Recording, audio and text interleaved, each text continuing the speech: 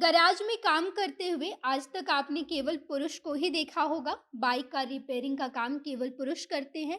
इसे महिला नहीं कर सकती। महिला कैसे इतनी भारी भरकम कार बाइक को उठा बैठा पाएगी या फिर हथौड़ा नट बोल्ट से काम ही कर पाएगी।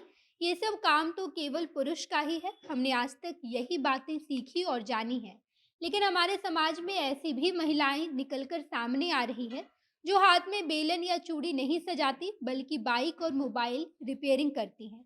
पिछले कई सालों से गैरेज में काम करती हैं और कितनी भी खराब गाड़ी क्यों ना हो उसे कुछ ही घंटों में ठीक करके चमका देती है।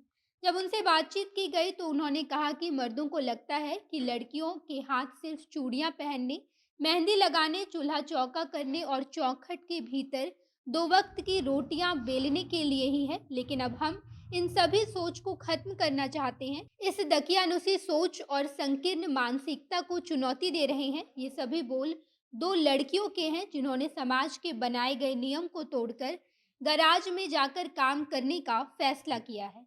इस वीडियो में इन दो बहादुर लड़कियों के बारे में जानेंगे कि आखिर समाज के ताने सुनकर इन्होंने कैसे इतनी बहादुरी का काम किया है। लेकिन इससे पहले नमस्कार, मैं नेहा चौधरी कैमरा पर्सन विशाल के साथ और आप देख रहे हैं जनता जंक्शन।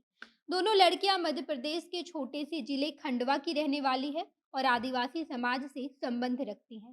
दोनों लड़कियां का नाम गायत्री और मंटू है और दोनों गैराज में काम करके खराब गाड़ियों को ठीक करने का काम करती हैं।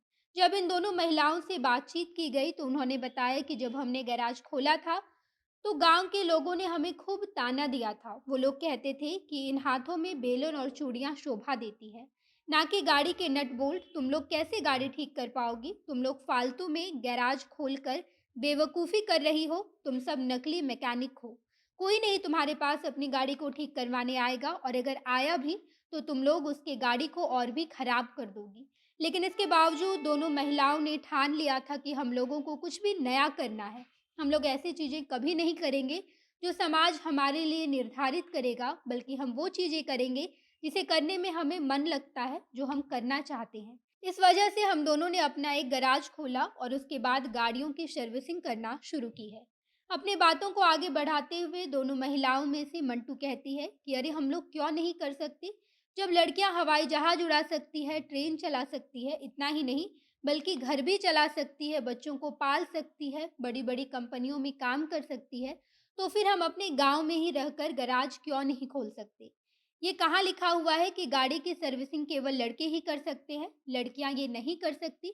मंटू की इन सब बातों को सुनकर गायत्री की आंखों से आंसू निकलने लगता है और वो बोल पड़ती है कि हम लोग आदिवासी परिवार से संबंध रखते हैं। हमारे घर के सभी लोग बाहर चले जाते हैं और वहां पर जाकर मजदूरी करने लगते हैं। इतना ही नहीं बल्कि हम लोगों को दिहाड़ी मजदूरी भी करनी पड़ती है और वहां के मालिक का जब मन होता है तो वो लोग हमें बंधक बना लेते हैं। गायत्री और मंटू से जब पूछा गया कि आप लोगों ने मोटरसाइकिल रिपेयरिंग की ट्रेनिंग कहाँ से ली है, तो उन्होंने कहा कि एक एनजीओ में हमें इसकी ट्रेनिंग दी गई है। जब एनजीओ चलाने वाली महिला सीमा प्रकाश से बातचीत की गई तो उन्होंने कहा कि क्या लड़कियां सिर्फ सिलाई और ब्यूटी पार्लर में ही काम कर सकती है? हमने इसी सोच को बदलने के लिए लड़कियों को मोबाइल रिपेयरिंग और मोटरसाइकिल रिपेयरिंग की ट्रेनिंग दिलवाई है ताकि लड़कियां भी लड़कों के बराबर आ सके। इन सब कामों के लिए सीमा प्रकाश को 2015 में राष्ट्रपति प्रणब मुखर्जी ने रानी लक्ष्मीबाई 2014 अवार्ड से सम्मानित भी किया था। कुल मिलाकर यहाँ पर बात यही है कि महिलाएं अगर घर चला सकती है, बच्चों को पाल सकती है, तो वो फाइटर प्लेन भी उड़ा सकती है और अपने गांव में रहकर मोटरसाइकिल रिपेयर भी कर सकती है। बाकी आप इस बारे में क्या सोचते हैं, कमेंट बॉक्स में बताइएगा। आगे की तमाम खबरों के लिए जनता जंक्शन देखते रहिए। धन्यवाद।